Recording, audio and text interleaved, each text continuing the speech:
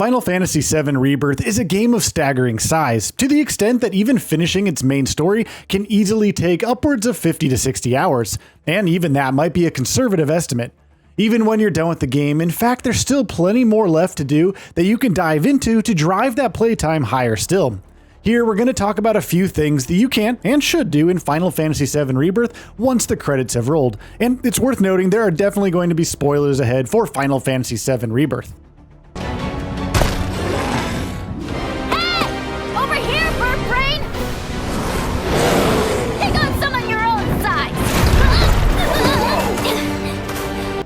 Chapter Select.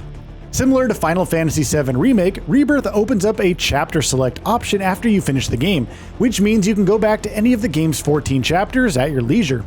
This also works as New Game Plus, in the sense that all of your progression is carried over when moving from chapter to chapter. For those who want to continue exploring the world or replay some of the game's best sequences, set pieces, and enemy fights, Chapter Select is an excellent tool. Hard Mode. Though easy, normal, and dynamic are the only difficulty options available to you at the beginning of the game, once you finish the story, hard mode is unlocked as well, which is something else Remake did in 2020. Owing to its very nature, it might not be everyone's cup of tea, but if you like Rebirth's combat and want to keep mastering its many layers, hard mode is something of a no-brainer. Not only do older battles become significantly more challenging, new fights become available on this difficulty as well, but more on that in a bit.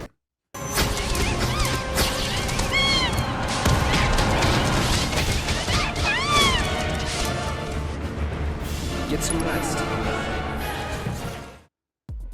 Lingering side activities. Given just how much there is to do in Final Fantasy VII Rebirth and how many side quests and optional activities the game keeps throwing your way right until the end, it's very possible that you'll still have plenty of content left to clean up after the credits have rolled. Our recommendation? Well, go ahead and do that.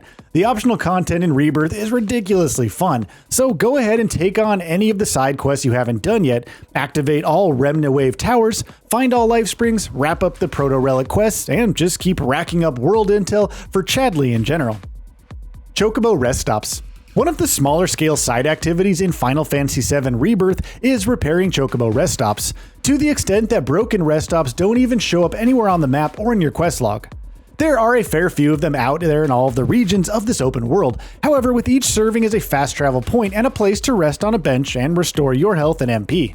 Of course, chances are you're going to find a large number of them organically while you're exploring anyway, but by that same token, depending on how much you've explored, or didn't explore rather, there might be many that you haven't found even after finishing the game. Pirate King's Treasure. This reeks of sea salt, and not the fresh kind either. The Pirate King's Treasure hunt opens up at the beginning of Chapter 12, and given how close that is to the end of the game, there's a good chance that some players will just skip it and stick with the main story. Once the story is done though, you should definitely go back and get that treasure, because the reward is definitely well worth it. Once you have all 4 pieces, you can then craft the Corsair's Compass, an incredibly useful accessory that lets you more easily find rare materials when exploring Meridian Ocean. Speaking of which, explore the ocean. The Meridian Ocean is the 7th and final biome of Final Fantasy VII Rebirth's open world that we visit in our journey, but again, given how late in the story it opens up, there's a good chance that several players won't have explored it too much. It's definitely worth it, however, and not just because it houses the Pirate King's treasure hunt. There are rare materials to find, small islands scattered throughout the ocean that can be explored, and of course, this is also the only place where you can pilot the tiny Bronco. Not as an airship, we're gonna have to wait until part 3 to do that. Minigames.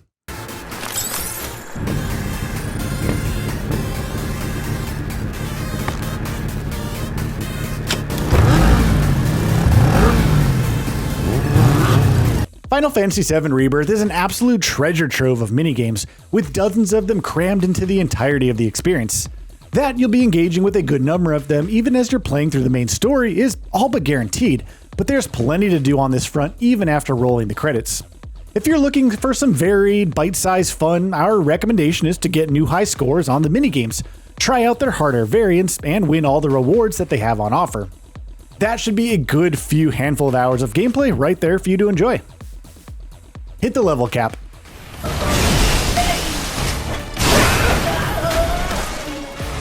Good job.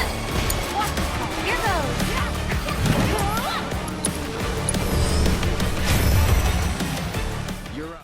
The majority of players will be finishing Final Fantasy VII Rebirth with their characters at somewhere between levels 45 and 50, but the level cap in this game goes all the way up to 70, which of course is essentially an invitation to dive further in and keep powering up your party. Once you've completed the story, the amount of XP and AP gained from combat also increases significantly, so grinding and leveling up is a faster and more rewarding process than you might think.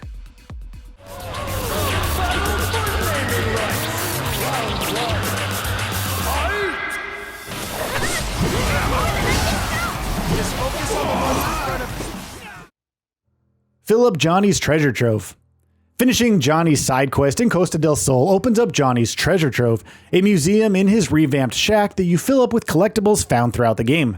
There's 88 of them to collect, many of which are easily missable and can require going back to earlier chapters using Chapter Select. Musclehead Coliseum. The Musclehead Coliseum, which is essentially a battle arena, opens up after you hit Chapter 8. And though there's nothing stopping you from taking on its challenges as soon as it becomes available, there's several in there that can be devilishly challenging, which means coming back to them in the post-game might actually just be the way to go. Finish the story, level up your characters, fine-tune your builds, and come back to the Golden Saucer after the story is done for a much better shot at taking on the Coliseum's more brutal challenges. Combat Simulator.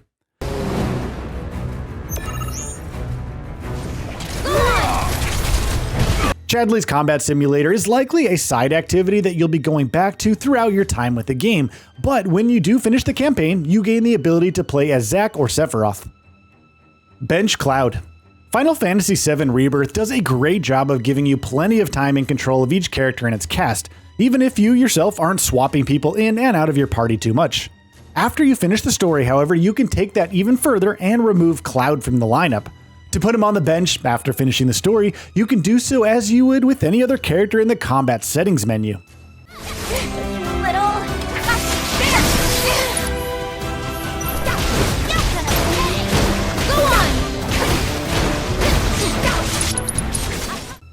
And with that, we reach the end of this video. Have anything to say? Let us know in the comments below. Also, we upload new videos every single day on Gaming Bolt, so please consider subscribing as it really helps us out. Thanks for watching.